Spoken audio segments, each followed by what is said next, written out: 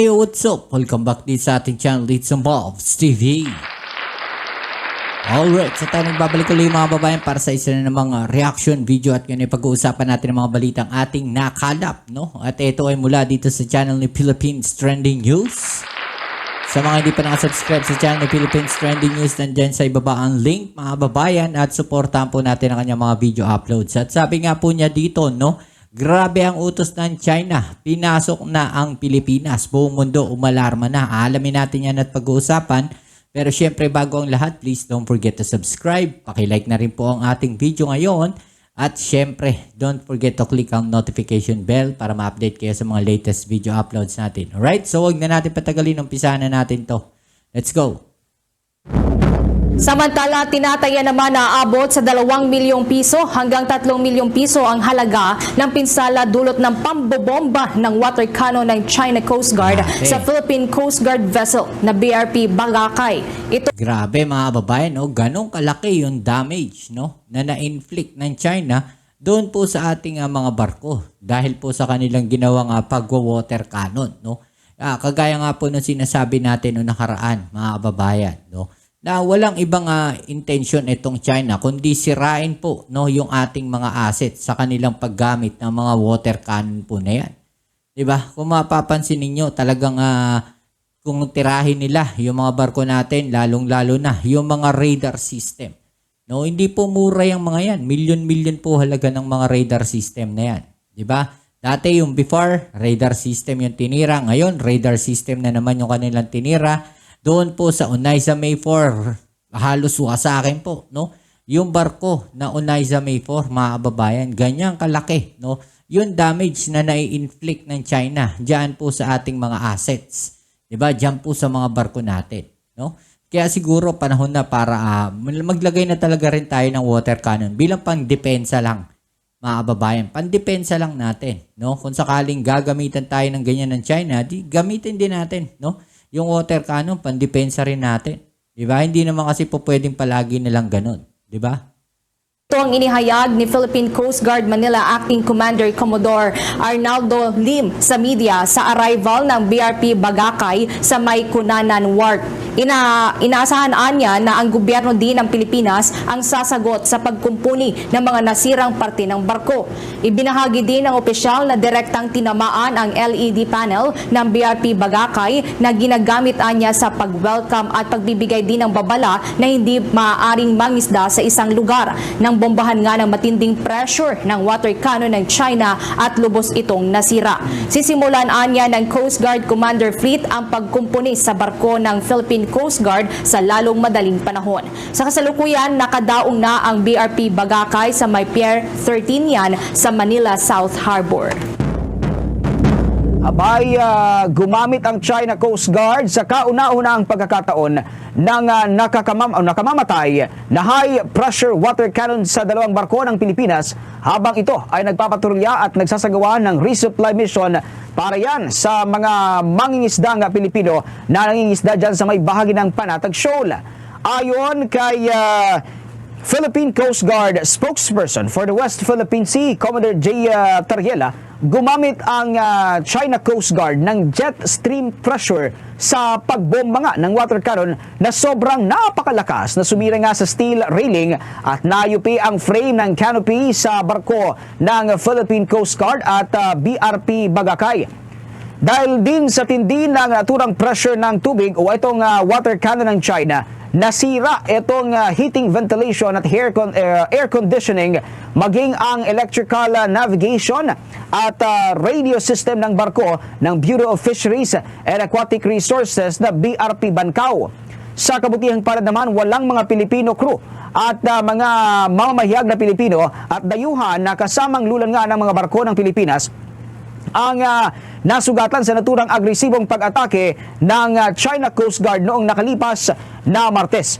Samantala, sinabi pa ni Commodore Tariela na hindi aniya nagdalawang isip ang China Coast Guard na gumamit ng brutal na puwersa sa paglabag sa international law.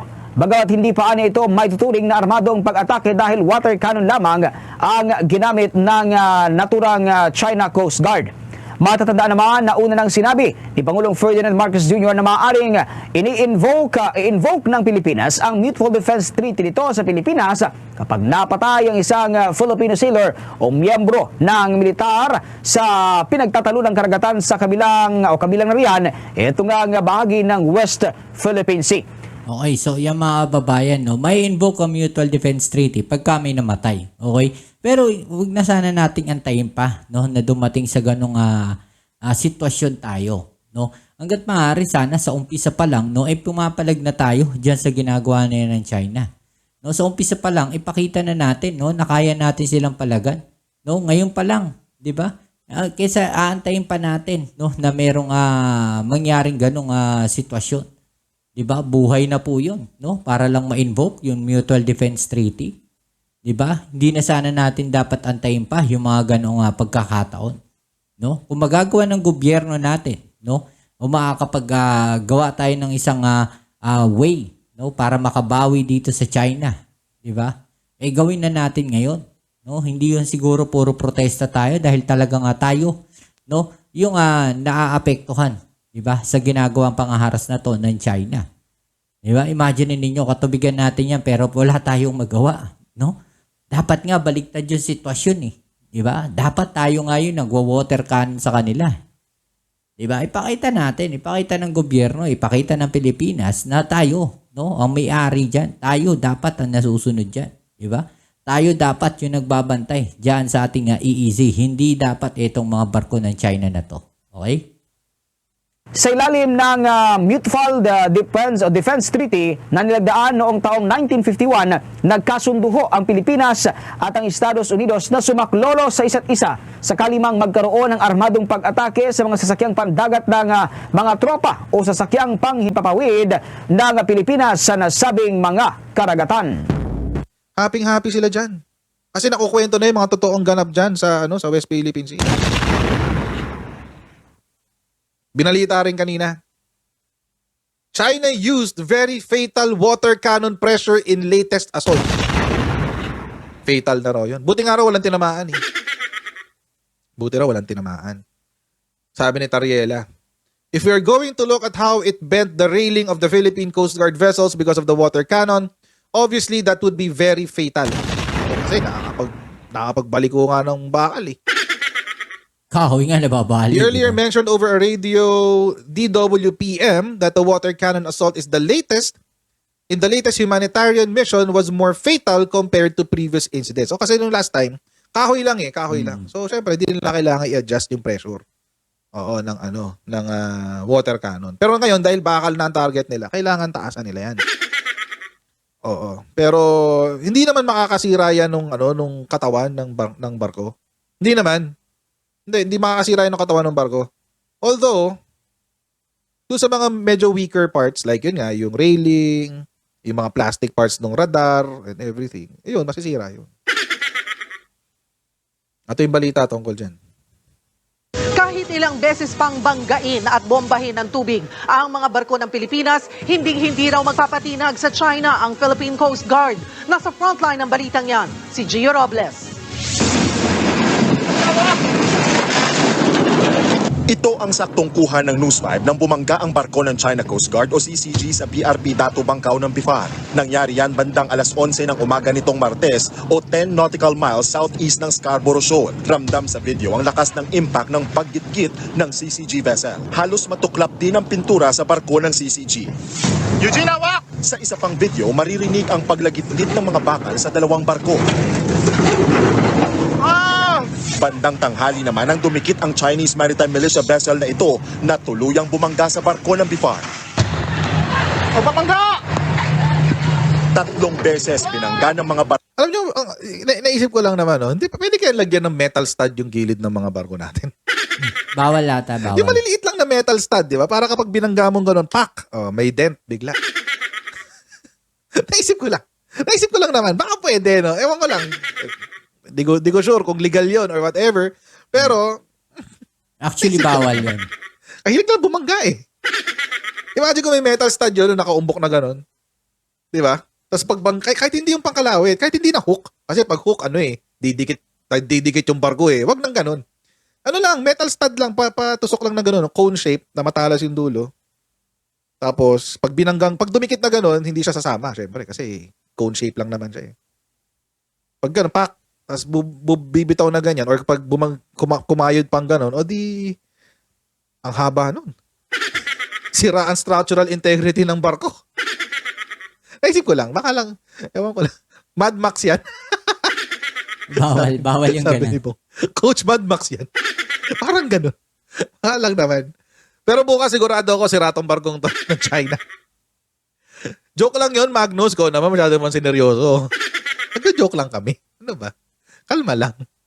Siguro para pasok sa international regulations, lagyan ng goma yung gilid ng ating mga barko, di ba? Naisip ko lang naman. Isabit si Roque.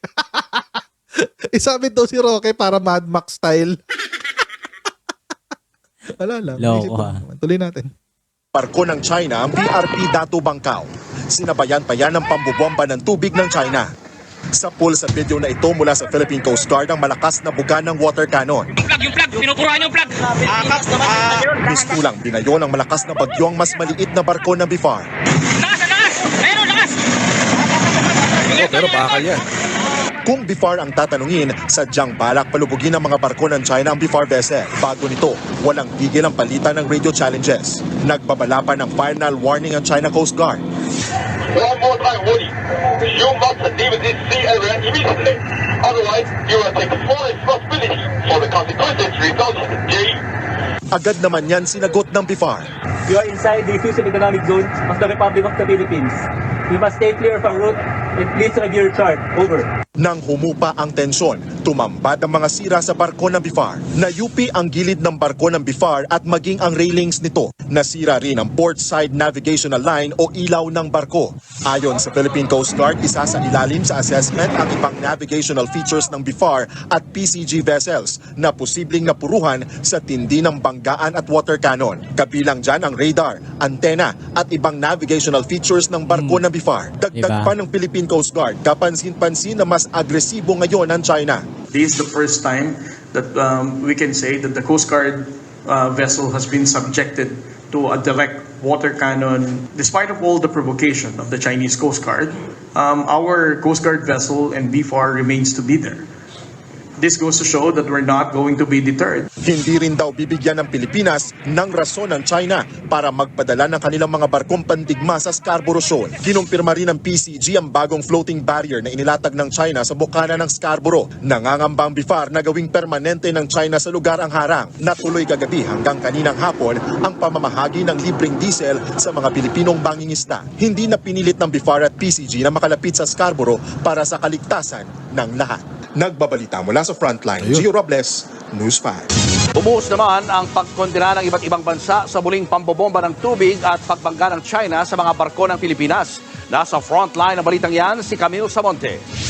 The repeated harassment of Philippine vessels near Scarborough Reef is detrimental to regional peace and stability. Iyan ang giit ng US State Department matapos ang panibagong insidente ng panghaharas ng China sa mga barko ng Pilipinas sa West Philippine Sea. Binigyan din ni Principal Deputy Spokesperson Vedant Patel ang mga karapatan ng mga mangingisdang Pinoy sa lugar. Alinsunod ito sa 2016 arbitral ruling na pumabor sa Pilipinas at ipinawalang bisa ang 9-dash claim ng China sa South China Sea. We urge the PRC to respect the navigational rights and freedoms guaranteed to all states under international law. Muli ring iginiit ni US Ambassador Mary Kay Carlson na makakaasa ang Pilipinas sa suporta ng Amerika sa malayang paglalayag. Nagpahayag din ng pangamba ang Japan at sinabing nalagay sa alanganin ang kaligtasan ng mga sakay ng mga barko ng Philippine Coast Guard at Bureau of Fisheries and Aquatic Resources. Ito, no, naisip ko lang, no, sa tingin ko, itong Japan, no, tsaka yung ibang bansa, parang gigil na siguro to, no.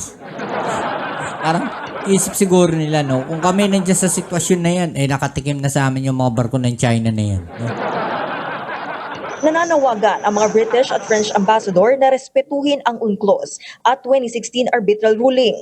Maging ang European Union, sinabing malinaw na labag sa international law ang iba't ibang paraan ng panghaharas ng China. Kabilang narito ang dangerous maneuvers, pambobomba ng tubig at pagkabit ng floating barriers. Dumepensa naman ang Beijing at muling iginiit na teritoryo nito umano ang Scarborough Shoal. Payo pa nila sa Pilipinas, agarang itigil ang tinawag nilang provocative actions at huwag hamunin ang China sa pagtatanggol nito sa kanilang soberanya. Yun yung sinasabi natin dito mga babayan. No? Palalabas na naman nila na kanila yung territorial water na yan, no? At tayo yung illegal na pumapasok, no? Doon sa kanilang teritoryo, no? At tayo pa ngayon yung nagpo-provoke, di ba? Nagbabalita mula sa Frontline, Camille Samonte, News 5. Hindi naman natin audience sa mga Chinese, ang audience natin mga kapwa Pilipino natin. But anyway, payag daw ba ako na magbombahan? Hindi. Hindi. Ba't natin sila bibigyan ng bala? Wag na. Wag na. Daanin natin sa international law. Daanin sa international law. Alam nyo mga kutsero, mas malaki ang damage sa reputasyon ng China yung nangyayari dyan sa West Philippine Sea kaysa sa Pilipinas. As long as walang namamatay, syempre nakakabwisit pa rin, di ba? Hindi ko naman sinasabi na agree ako sa wala tayong gawin, etc. etc. Dapat may gawin. I-insist natin yung karapatan natin. But, alam niyo mga kutsero, kapag gumanti tayo, we will only give them the ammunition they need. Bibigyan lang natin sila ng bala. Pwede lang sabihin na, tingnan nyo yung Pilipinas, nakikipag-water cannon sa amin eh. Natural, depensahan namin sarili namin. Ganon yan mga kutsero. Kung may legal issue ka, take it to the international court. Total naman, this is about territories and and sovereignty. Well, it's not about sovereignty, but it's about maritime law. Dali nyo sa international court. Kasi, again, kapag gumanti tayo dyan, di may bala sila. May bala sila. Mas maganda yung ganito ngayon na na hindi natin sila binibigyan ng bala. Of course, nakakainis. Nakakabwisit. Nakakabwisit talaga. Maski ako, nabubwisit na ako eh. Minsan, kaya nga kanina, iniisip ko na lang, di ba pwedeng lagyan ng metal studs yung gilid? Di ba? Ng metal spikes yung gilid ng mga barko natin para kahit man lang pag bumangga, may significant damage sa kabila. Pero alright, so yung mga babayan, no? Anong masasabi ninyo? Payag ba kayo, no? Na makipagbombahan ng Pilipinas sa China? No? I-comment daw nyo dyan sa ibaba ang inyong mga opinion at atin yung pag-usapan. Alright? So yan muli, maraming salamat sa lahat ng mga patuloy na kasuporta dito sa ating channel. At kung bago ka pa lang, please don't forget to subscribe, like, share, comment dyan sa comment section. Kita-kits tayo sa ating next video. Ito muli ang inyong Kuya Mobs sa Mobs TV. Peace. I'm out.